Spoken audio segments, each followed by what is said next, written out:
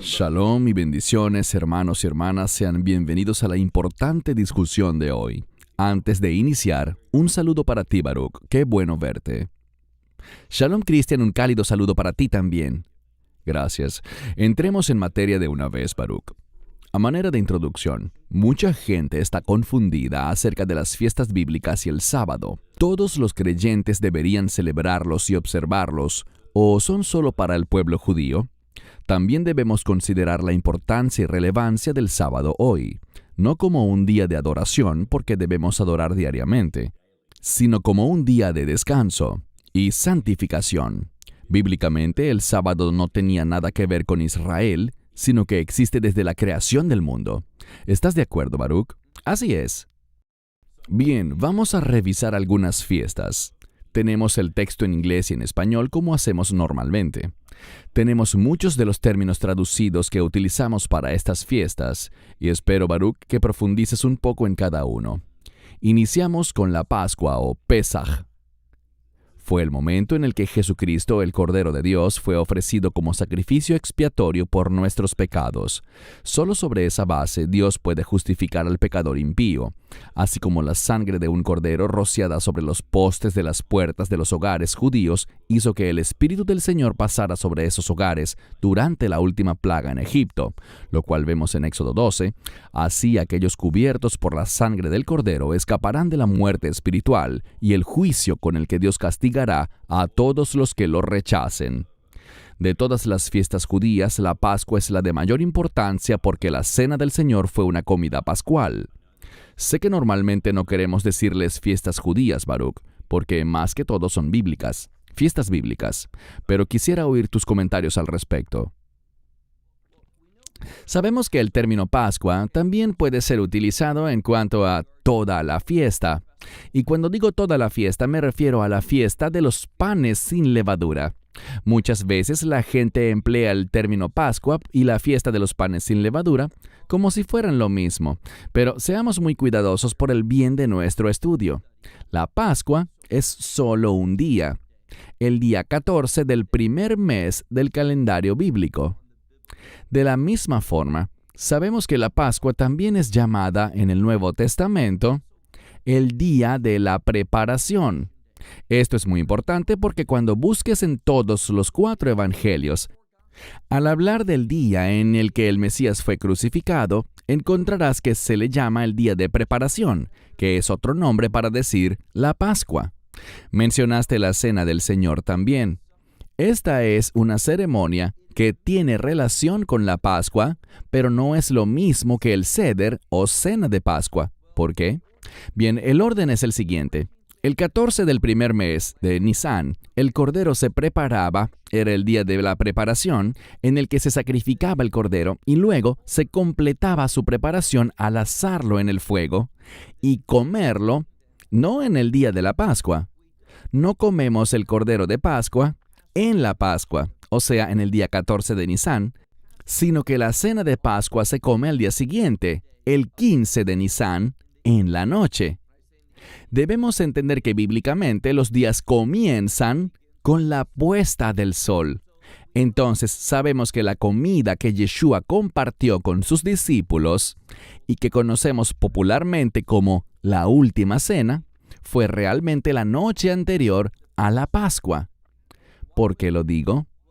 Bien, esa cena tradicionalmente, no digo bíblicamente, sino tradicionalmente, y aún en la actualidad todavía se observa ese día de la Pascua como un día de ayuno. Insisto, esto no es un mandato bíblico, sino una tradición. Por tanto, antes de un ayuno, se hace lo que conocemos como el Seudá Mafseked. ¿Qué significa? Significa dejar de comer. A eso comúnmente nos referimos como la última comida o la última cena. Esto es lo que celebró Yeshua con sus discípulos, que apuntaba hacia lo que se realizaría al día siguiente, cuando su cuerpo sería crucificado y su sangre sería derramada, esa sangre que ratificaría el nuevo pacto. Estoy de acuerdo contigo, Cristian. vemos que la Pascua es ciertamente una de las fiestas bíblicas o de las fiestas del Señor que para mí tiene la mayor importancia. Un último punto. Hallamos que la Pascua se relaciona no con la expiación, sino con la redención. La redención es superior. La expiación implica cubrir los pecados, lo cual produce que el juicio debido sea retrasado o pospuesto, pero todavía tiene que venir. Mientras que con la redención, ese pecado es erradicado y por tanto el juicio es totalmente cancelado. Ya no hay necesidad de juicio. Por tanto, la redención es superior a la expiación. Y siempre me gusta pensar en la crucifixión, en la muerte del Mesías, como la redención y no como la expiación. Gracias, muy importante. La fiesta de los panes sin levadura ocurre inmediatamente después de la Pascua y dura una semana, durante la cual los israelitas no comen pan con levadura, en recuerdo de su prisa por prepararse para su éxodo de Egipto. En el Nuevo Testamento, la levadura a menudo se asocia con el mal, y allí aparecen las citas. Y así como Israel debía quitar la levadura de su pan, los cristianos deben purgar el mal de sus vidas y vivir una vida nueva en piedad y justicia. Cristo, como nuestro Cordero Pascual, nos limpia del pecado y del mal, y por su poder y el del Espíritu Santo que mora en nosotros, somos liberados del pecado para dejar atrás nuestras viejas vidas tal como lo hicieron los israelitas. Tus comentarios. Una excelente explicación la que acabas de dar. La fiesta de los panes sin levadura, como bien señalas, tiene como punto central que nada relacionado con el pecado, maldad, perversión o iniquidad, como leemos en 1 Corintios 5, del 6 al 8, nada de eso debe asociarse con la persona que ha sido redimida. Así que la fiesta de los panes sin levadura, como bien indicas, dura una semana, 7 días completos. Comienza con la puesta del sol del día 14, es decir, al anochecer que marca el inicio del día 15. Allí se comía esa cena que era preparada con el cordero sacrificado, más los otros elementos que debían incluirse. Luego vienen estos 7 días. El 7 tiene que ver con los propósitos de Dios, y la enseñanza es esta. Es por la redención que recibimos durante la fiesta de los panes sin levadura, participamos de ella y la enfatizamos. Es por medio de la redención que podemos vivir una vida santa, una vida sin levadura, una vida que no contiene pecado, iniquidad, malicia, ni nada que sea del enemigo. Es por esto que el Mesías fue crucificado. Es por esto que Él fue nuestra Pascua, para que podamos vivir de una manera muy diferente y expresemos esa ausencia de levadura que viene gracias a la redención de Cristo. Correcto. Y quiero que algo quede muy claro, Baruch. Ambos sabemos la respuesta a esta pregunta, pero la haré nada más para que todo quede muy claro y simple. ¿Esta fiesta es solo para el pueblo judío o para todos los creyentes? Me parece muy importante esa pregunta. Para mí, la palabra de Dios, toda la palabra de Dios, es para todo el pueblo de Dios. Es decir, tiene relevancia para creyentes judíos y para creyentes no judíos. Las raíces étnicas que uno tenga no tienen la menor relevancia. Lo importante es lo siguiente, que apliquemos los principios de las fiestas. ¿Podemos guardar las fiestas como lo exige la ley de Moisés? Absolutamente no, porque no hay templo en Jerusalén ni hay altar. No hay sacerdotes activos hoy día que reciban ofrenda alguna. Pero lo que sí podemos hacer es, bajo la guía del Espíritu Santo, y quiero subrayar eso, bajo la dirección del Espíritu Santo, creo que es muy bueno, creo que la palabra de Dios nos lo ordena, a que recordemos estas fiestas, las fiestas del Señor. Seamos judíos o gentiles, pues como creyentes tienen relevancia. Ellas apuntan no solo al pasado, sino que como dice Pablo en Colosenses 2, 16 al 17, ellas también son sombra de lo que viene. Así que nos ayudan a comprender el cumplimiento del reino, tanto de lo que Dios hizo en el pasado como de lo que hará en el futuro. Entonces, dirigidos por el Espíritu Santo, podemos celebrar estas fiestas y aplicar la verdad que nos enseñan a nuestras vidas, no de una manera legalista, sino espiritual. ¿Qué dice Pablo en Romanos 7:6? que servimos a Dios en la novedad del Espíritu, no bajo la letra de la ley, sino en la novedad del Espíritu. Debemos celebrar estas fiestas puesto que son para todos los creyentes, judíos y gentiles. Amén, gracias. La fiesta de las primicias tuvo lugar al comienzo de la cosecha y significó la gratitud y la dependencia de Israel hacia Dios. Según Levítico 23, del 9 al 14, un israelita llevaba una gavilla del primer grano de la cosecha al sacerdote, quien la agitaba ante el Señor como ofrenda. Deuteronomio 26 afirma que cuando los israelitas llevaban las primicias de su cosecha ante el sacerdote, debían reconocer que Dios los había liberado de Egipto y les había dado la tierra prometida. Esto nos recuerda la resurrección de Cristo como primicias de los que durmieron. Así como Cristo fue el primero en resucitar de entre los muertos y recibir un cuerpo glorificado, así todos los que nazcan de nuevo lo seguirán, siendo resucitados para heredar un cuerpo incorruptible, como dice 1 Corintios 15. Tus comentarios, Baruch. Bien, debemos ser muy cuidadosos con la terminología. La razón por la cual la gente la llama primeros frutos o primicias es porque la palabra hebrea que la define es la palabra reshid, que significa primero. Y como bien dijiste, se relaciona con el inicio o con el comienzo de esta cosecha de primavera, que es una cosecha de 7 semanas. Pero es difícil simplemente llamar a esta fiesta primero, porque dirás, ¿primero qué? Entonces, no me opongo a que se llame fiesta de las primicias, pero quiero que estemos conscientes de esto porque en breve hablaremos de otra fiesta que es ciertamente llamada Bikurim en hebreo, lo que quiere decir primicias o primeros frutos literalmente. Así que al llegar allí explicaré por qué muchas veces se traducen con el mismo término, aunque son dos cosas distintas. Ahora, la llamamos fiesta de las primicias y no es técnicamente un Hag o un Moed, pero descubrimos que se trata de un día de observancia. No es un Shabbat ni un alto Shabbat. Siempre se celebra el primer día de la semana y tiene como propósito, como dijiste, que las personas que tienen campos de trigo y cebada hagan esta primera ofrenda del grano nuevo para ese año nuevo, que la hagan y la presenten como ofrenda mecida. Lo que, de acuerdo con la tradición judía, y pienso que tienen razón en cuanto a esto, tiene que ver con la victoria. Sabemos que el Mesías compró la victoria para nosotros, y Dios certificó esa victoria al levantarlo de entre los muertos de manera específica en este día, el día de Reshid, el día de las primicias.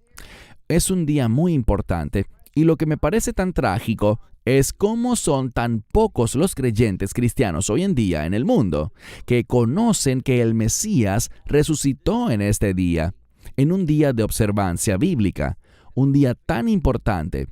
Pero si no sabes esto, de algún modo disminuye tu capacidad de comprender la importancia de la resurrección. Me alegra que discutamos esto, Baruch, y que podamos hablar de estos temas en los términos más claros y sencillos posibles. Porque muchas personas que conozco me han dicho en el pasado, sí, esta fiesta de las primicias es algo que pasó con Israel y te citan Levítico, pero no ven la correlación y la conexión con lo que pasó con el Mesías en aquel día, así que es algo muy importante. Gracias por resaltarlo. La fiesta de las semanas o Pentecostés ocurre 50 días después de la fiesta de las primicias y celebra el final de la cosecha de granos. La palabra griega Pentecostés significa 50. El enfoque principal del festival fue la gratitud a Dios por la cosecha. Esta fiesta nos recuerda el cumplimiento de la promesa de Jesús de enviar otro ayudante, en Juan 14, que habitaría en los creyentes y los capacitaría para el ministerio. La venida del Espíritu Santo 50 días después de la resurrección de Jesús fue la garantía, como vemos en Efesios, de que la promesa de salvación y resurrección futura se cumplirá. La presencia interior del Espíritu Santo en cada creyente es lo que nos sella en Cristo y da testimonio a nuestro espíritu de que en verdad somos coherederos con Cristo. Tus comentarios, Baruch. Primero y principal, un gran sumario, muchísima verdad. Les animo a leer esto y volverlo a leer. está lleno de información muy importante. Quiero retomar el punto que dejé abierto antes. El término en hebreo para los primeros frutos o primicias, regresando a la fiesta anterior, es la palabra reshid, que significa primero, de la palabra hebrea rashon, en una forma diferente. Reshid es el día en el que se inicia la cosecha. Luego tenemos, como vemos aquí, el Hag Veikorim, que es la fiesta de los primeros frutos o primicias. Y de lo que se trata, como mencionaste, es de celebrar el final de esta cosecha de 7 semanas, estos 50 días. ¿Por qué digo 50 días? Bien, la cuenta se hace así. Primero 49 días o 7 semanas completas, y al día siguiente, al 50º día, se celebra la fiesta. Insisto, del mismo modo que el primer día debe caer el primer día de la semana, sabemos que Pentecostés, Shavuot, Bikurim, esta fiesta, también debe celebrarse el primer día de la semana, que comúnmente llamamos en español el domingo. Entonces la cuenta se inicia y termina, y sabemos que la primera resurrección ocurre el primer día de la semana, el domingo. Y sabemos que Pentecostés, esta fiesta, también. Pero noten que al leer las escrituras que hablan sobre estos días, no se proporcionan fechas para Reshid, las primicias, ni para Pentecostés. ¿Por qué? Porque tienes que esperar.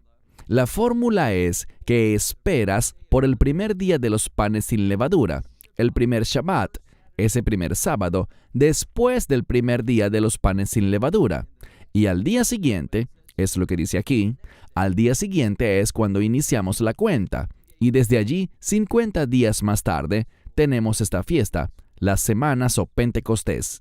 Se llama semanas en hebreo para enfatizar la cuenta de esas 7 semanas más el día siguiente. Y en griego se enfatiza el 50 y se llama Pentecostés. Quiero concluir diciendo que el número 50 habla de libertad. La palabra hebrea duor es asociada frecuentemente con el número 50 y habla de la libertad que tenemos al recibir el Espíritu Santo. Tener la presencia del Espíritu Santo nos capacita para servir a Dios. Hemos sido hechos libres con el propósito de obedecer la palabra de Dios. Amén. Muchas gracias. La fiesta de las trompetas. Se ordenó que se celebrara el primer día del 7º mes y sería un día de toque de trompeta, según Números 29, para conmemorar el final del año agrícola y festivo. Los toques de trompeta tenían como objetivo indicarle a Israel que estaban entrando en una temporada sagrada. El año agrícola estaba llegando a su fin. Debía haber un ajuste de cuentas con los pecados del pueblo el día de la expiación. Tus comentarios. Tradicionalmente, cuando hablamos de trompetas, no hablamos de las trompetas de plata que se mencionan en el libro de Números, capítulo 10, si no me equivoco, sino que hablamos del cuerno de carnero, el shofar. Y estoy de acuerdo con todo lo que has escrito aquí, pero un aspecto adicional del shofar es que nos conduce a recordar la provisión de Dios. En un sentido, hablaste del fin del año agrícola, que es una celebración de lo que Dios ha provisto, de nuestro sustento. Pero también el sonido del shofar se menciona en 1 Tesalonicenses, capítulo 4, con el grito o la voz del arcángel Mijael. Y la trompeta de Dios, que en este caso particular es más probable que sea un shofar, y nos recuerda que Él ha provisto a su mismísimo Hijo para que experimentemos la realidad del reino, que recibamos un cuerpo nuevo, que seamos tomados de este mundo y podamos entrar al reino de Dios. La fiesta de las trompetas es una fiesta muy importante y relevante que nos enseña sobre lo que Dios efectivamente hará en el futuro. No quiere decir que el arrebatamiento ocurrirá durante la fiesta de las trompetas. Aprendemos sobre el rapto, como dije, durante esta fiesta. Pero no crean que ese día ocurrirá o que el rapto sucederá en esta fiesta. Eso no es lo que dice la Biblia. Qué bueno que lo aclares porque he oído a algunos enseñar eso, falsos maestros. El día de la expiación. Ocurre 10 días después de la fiesta de las trompetas. El día de la expiación era el día en que el sumo sacerdote entraba al lugar santísimo cada año para hacer una ofrenda por los pecados de Israel. Esta fiesta es un símbolo del tiempo en que Dios volverá a dirigir a su atención a la nación de Israel después de que haya entrado todo el número de los gentiles, y todo Israel será salvo, como dice Romanos 11.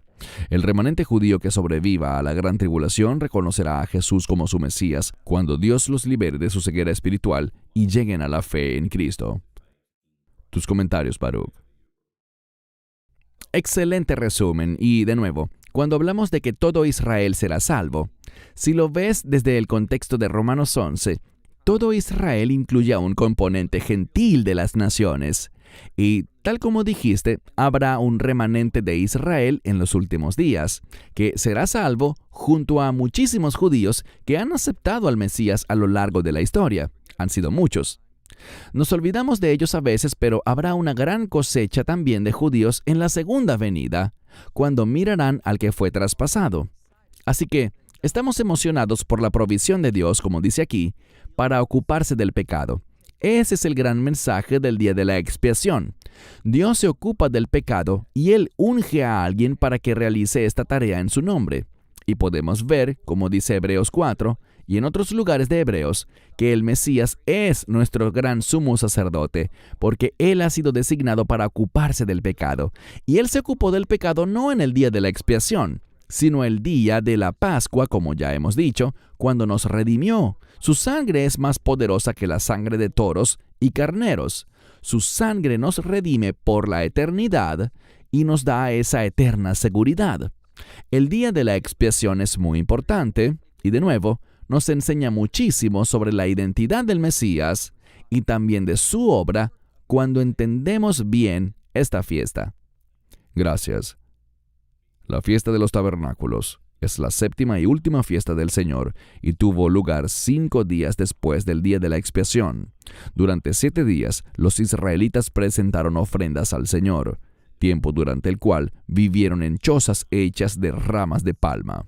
Vivir en las cabañas recordaba la estancia de los israelitas antes de tomar la tierra de Canaán, como podemos ver en Levítico 23. Esta fiesta significa el tiempo futuro en que Cristo gobierna y reina en la tierra. Por el resto de la eternidad, personas de cada tribu, lengua y nación harán tabernáculo o morarán con Cristo en la Nueva Jerusalén, como dice Apocalipsis 21. Tus comentarios. Debo decir que esta fiesta nos recuerda que debemos depender de Dios, confiar en Él, descansar en Él. Y cuando hacemos esto, basado en la revelación de su palabra, eso produce que confiemos en el Mesías, que es la provisión de Dios, a quien ese Dios fiel y confiable nos ha entregado. Ahora, agregaré una cosa. Aquí leemos que es la séptima y última fiesta, pero hay un día adicional. Y ese día adicional cayó el año pasado, el 2023, el 7 de octubre. Es un día especial. Es una fiesta en sí misma llamada el octavo día de la asamblea. Así se traduce comúnmente en español, que en hebreo es Shemini Atzeret. De lo que nos habla es de un tiempo especial en el que Dios manifestará sus promesas de reino, y esa palabra, Atzeret, significa detener. Nos detenemos con un propósito. La fiesta de los tabernáculos es muy importante. Tras la conclusión de la fiesta de los tabernáculos, viene ese octavo día. Algunos los vinculan debido a que se celebran 7 días de la fiesta de los tabernáculos y al día siguiente, el octavo día, es ese Shemini Atzeret, el octavo día de la asamblea. No puedes experimentar la verdad de ese octavo día si no confías y dependes de la provisión de Dios. Y en primer lugar, esa provisión es el Cordero de Dios que quita el pecado del mundo. Y por supuesto me refiero al Mesías. Amén, gracias.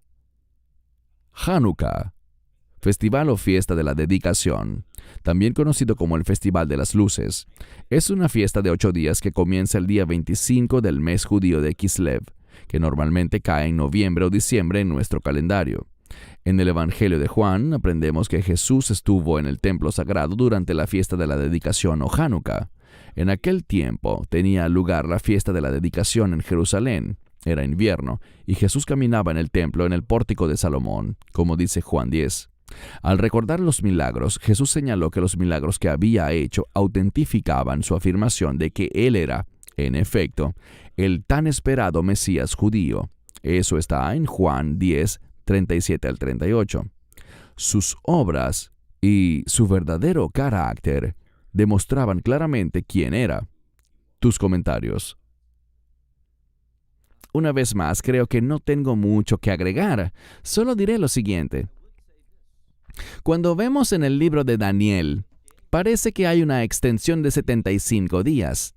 Lo que quiero decir es que, en vez de los 1260 días que comúnmente encontramos, allí tenemos 1335 días. Eso significa 75 días más. Y por cierto, desde Yom Kippur hasta la fiesta de Hanukkah, la fiesta de la dedicación, siempre, todos los años, hay exactamente 75 días. Y el 75 también es el número de generaciones que hay desde el Mesías hasta Dios Padre.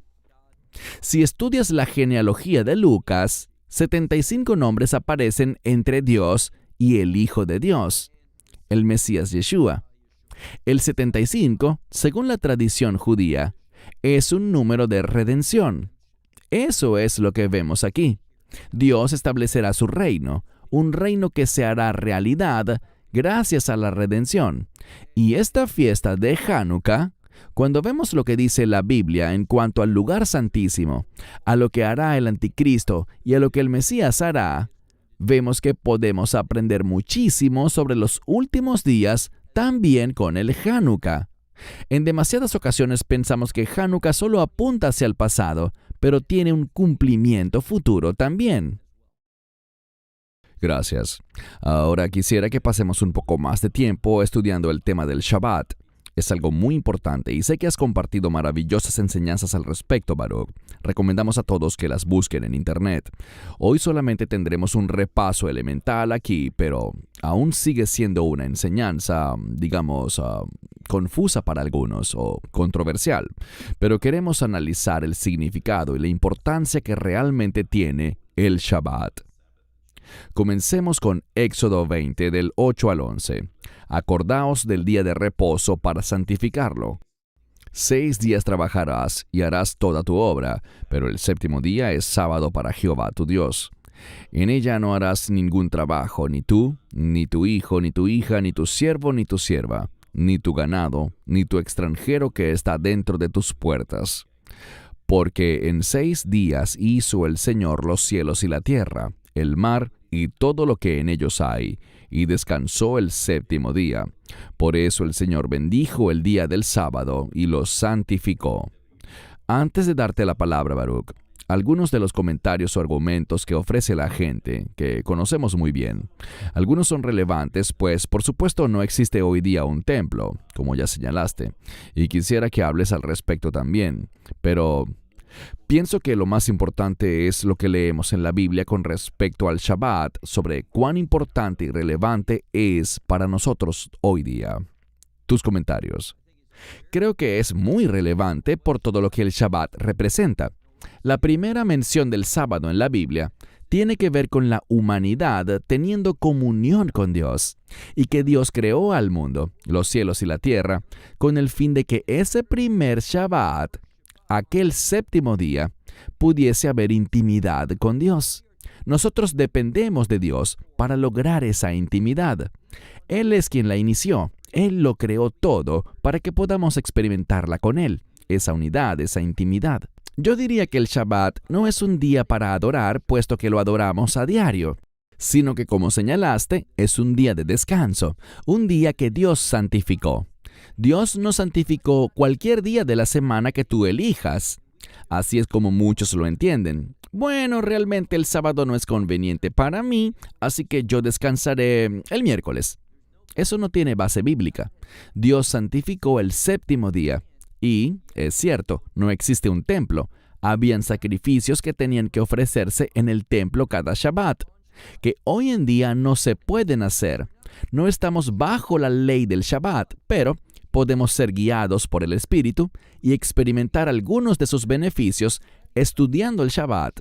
El Shabbat en la Escritura se relaciona con el reino, y hay una conexión de reino con respecto a lo que aprendemos sobre el Shabbat en la Escritura. Es muy importante, es un gran día que debemos apartar, no porque tenemos que hacerlo, no porque seremos condenados si no lo hacemos, o seremos apedreados si no lo hacemos. Nada de eso es relevante hoy en día, pero todavía hay relevancia en reconocer el sábado y apartarlo para su gloria. Es una buena práctica y soy testigo de que hay bendiciones que vienen al marcar ese día de una manera especial. Amén. Algunas de estas son preguntas difíciles, Baruch, que te voy a lanzar ahora, pero deben ser respondidas, pues nos han llegado por correo electrónico de parte de creyentes muy comprometidos que quieren observar el Shabbat de la mejor manera posible, pero muchos de ellos trabajan, especialmente en ciertos países donde la semana laboral incluye el sábado. En algunos de esos países se hace muy complicado encontrar otro empleo, y no quiero usar la palabra pánico, pero ciertamente se sienten tristes y perturbados porque no pueden descansar. ¿Qué consejo das a los que enfrentan esa situación? Bien, yo no creo que esto sea algo negociable. Es cierto que no estamos bajo la ley, pero es una maravillosa práctica el aplicar la verdad del Shabbat a nuestra vida.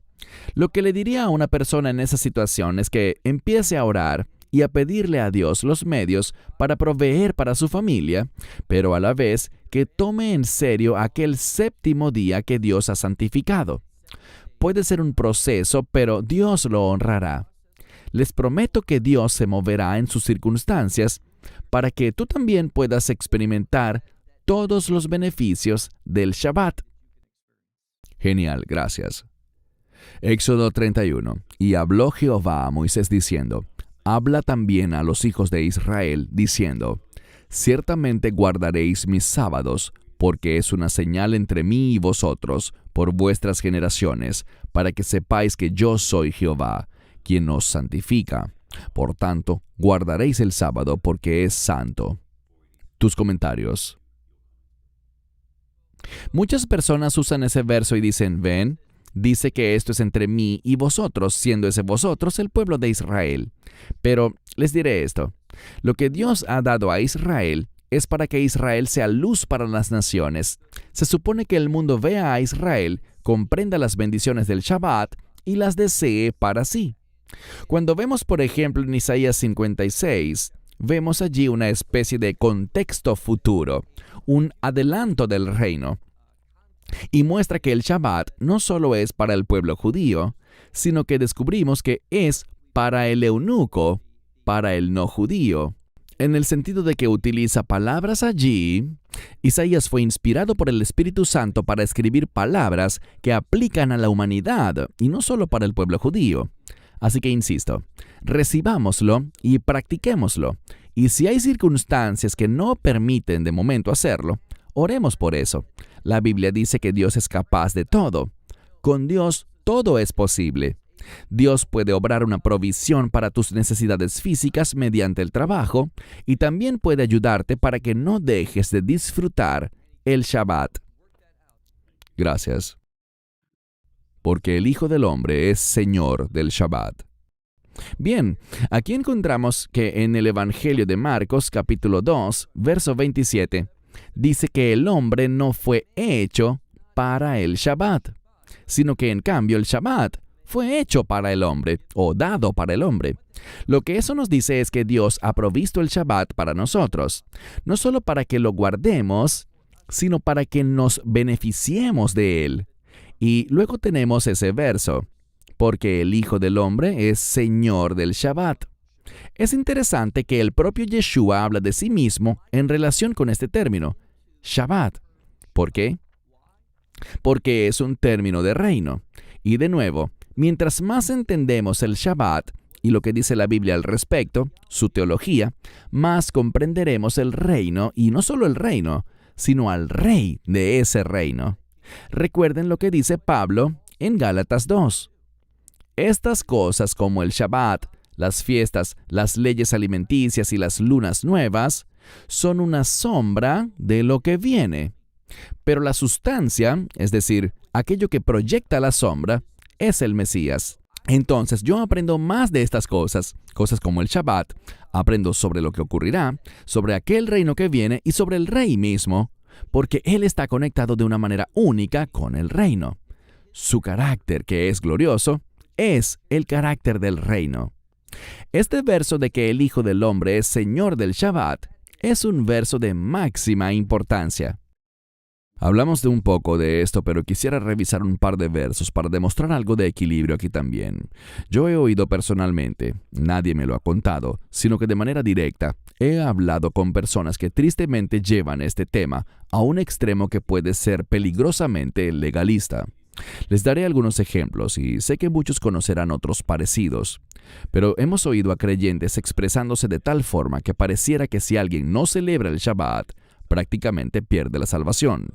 Ellos caen en un verdadero extremo, y por eso traemos este verso que dice que nadie os juzgue en comida o en bebida en cuanto a fiestas, lunas nuevas o días de reposo, que son sombra de lo que ha de venir, pero la sustancia es de Cristo. El siguiente versículo es muy importante también, Baruch, y también lo mencionaste hace un rato, este que dice que el sábado fue hecho para el hombre, y no el hombre para el sábado. Terminaré con este pasaje en Isaías capítulo 58, 13 y 14.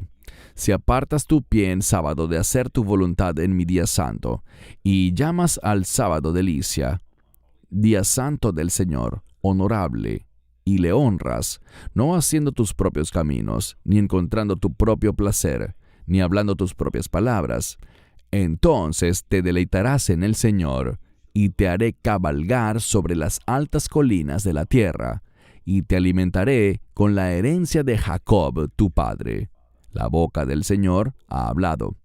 Me gustaría que para cerrar, Baruch, comentaras estos pasajes tan importantes, y creo que este último particularmente demuestra la importancia del Shabbat, y además la importancia de que todos determinemos observar el Shabbat.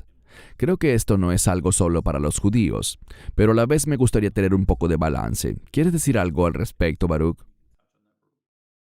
Sí, insisto, lo que hablamos no se trata de legalismo, siempre enfatizo que se trata de caminar en el Espíritu, bajo la guía del Espíritu, descubriendo cómo Dios quiere que yo aplique la verdad del Shabbat a mi vida. Y de nuevo, no para juzgar a los demás, sino para que todo el que quiera reconocer el Shabbat no sea juzgado por los demás, que nadie les juzgue por darle importancia a este día. Lo último que quiero decir se basa en esta excelente escritura de Isaías 58. Hablamos hace minutos de Isaías 56, que es otro capítulo genial para hablar del Shabbat. Pero lo que vemos aquí es que el Shabbat está siendo asociado con una palabra muy importante. De hecho, si vives en Israel como yo y escuchas la palabra Shabbat, lo que viene a mi mente es la palabra oneg, que significa delicia. Dios nos ha dado el Shabbat con el fin de que nos deleitemos en él y que experimentemos la delicia que se origina en él. Y lo hacemos en el contexto de ese séptimo día que es el día sábado. Se trata de instrucciones bíblicas y el problema es el siguiente. Si ves estos pasajes, tienes que entender que toda la Biblia es justamente eso. La palabra de Dios es su palabra escrita. Y no podemos decir, eso es el Antiguo Testamento, por tanto ya perdió relevancia. Debemos acercarnos a la Biblia de una manera consistente, comprendiendo que toda la palabra de Dios es relevante hoy en día, pero bajo la guía del Espíritu Santo. De esto es de lo que nos habla Isaías 58. Cómo aplicar el Shabbat con la guía del Espíritu Santo, para que no hagamos nuestra voluntad ni las cosas que nosotros queremos, sino que honremos ese día y le demos honor al Señor. Cuando hacemos esto correctamente con la guía del Espíritu Santo, recibiremos el deleite de Dios, personalmente de parte de Él, para ese día. Correcto, gracias. Hermanos y hermanas, creo que cubrimos bastantes temas en este video. Les animo a regresar y tomar nota de cada una de estas fiestas bíblicas que son tan importantes para todos nosotros como creyentes, al igual que recibir y observar el Shabbat.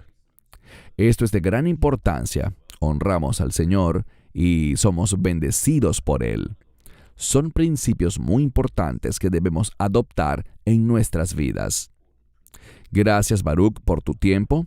Te doy la palabra ahora para tus comentarios finales sobre estas fiestas bíblicas pero tan importantes, así como también para hablar sobre el Shabbat.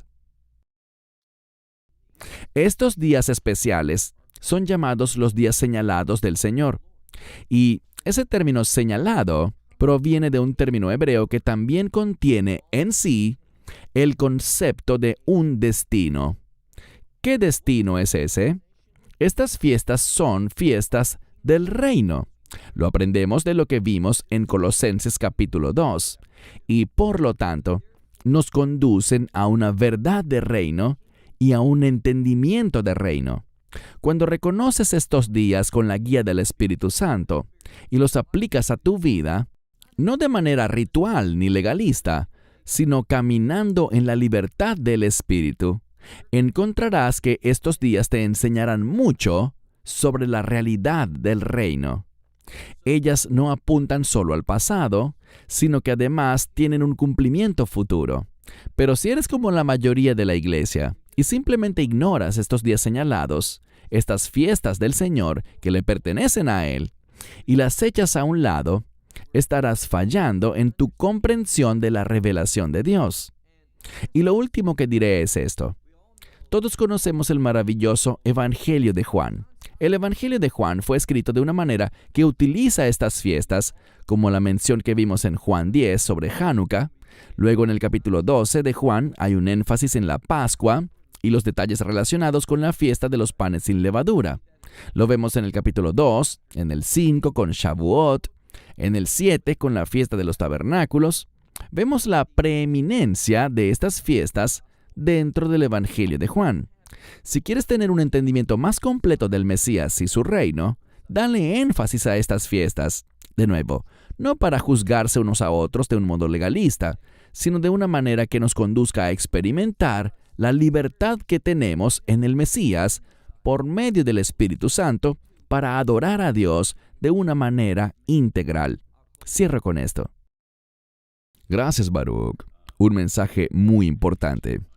Para todos aquellos que piensan y dicen que el Antiguo Testamento ya no es relevante, vemos con claridad que toda la Biblia fue inspirada por el Espíritu Santo, toda ella. Y como creyentes, debemos abrazar las fiestas bíblicas y el Shabbat también. Gracias por tu tiempo, gracias por todos tus comentarios sobre este tema tan importante, Baruch. Gracias a todos por acompañarnos. Esperamos que esto les haya bendecido. Tal vez deban ver el video una vez más, pero definitivamente vale la pena. Lo recomendamos ampliamente, será de bendición. Baruch en Israel y este servidor aquí en Sydney, Australia, les damos las gracias y les decimos Shalom y que Dios les bendiga. Esperamos que te hayas edificado con el mensaje de hoy y lo compartas con otros. Te invitamos a seguir nuestros estudios cada semana por este canal y por el portal de YouTube de Amarás a Israel. También puedes descargar nuestra aplicación móvil gratuita, Mi Estudio Bíblico.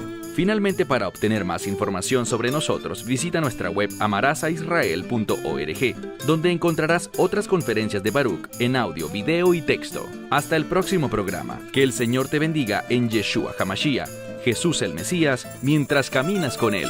Shalom desde Israel.